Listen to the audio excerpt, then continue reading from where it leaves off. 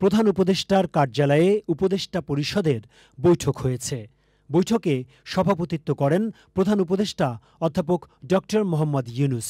পরে রাজধানীর foreign service একাডেমিতে প্রধান উপদেষ্টার প্রেস উইংয়ের সংবাদ সম্মেলনে জানানো হয় ১১টি সংস্কার কমিশনের মধ্যে 10টি কমিশনের যেসব সুপারিশ আশু বাস্তবায়নযোগ্য হিসেবে চিহ্নিত করা হয়েছে সেগুলো নিয়ে ক্যাবিনেটে আলোচনা হয়েছে।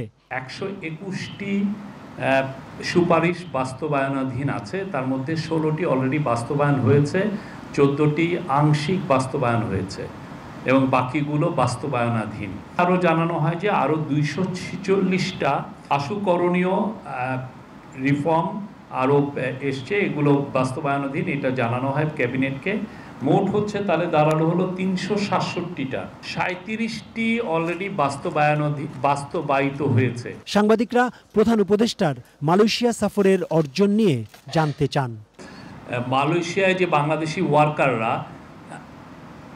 মালয়েশিয়ান যে ওয়ার্কাররা যে বেনিফিটগুলো পান, সোশ্যাল বেনিফিট বা যেই সোশ্যাল প্রোটেকশন পান, ঠিক সেই ধরনের বেনিফিট তারা এখন থেকে এনজয় করবেন। যারা আনডকুমেন্টেড এবং ইরেগুলার মালয়েশিয়ায় যে বাংলাদেশি ওয়ার্কাররা আছে তাদের বিষয়ে তাদেরকে যেন তারা ইরেগুলার মাইগ্রেন্টদেরকে যাতে রেগুলারাইজ করা হয়।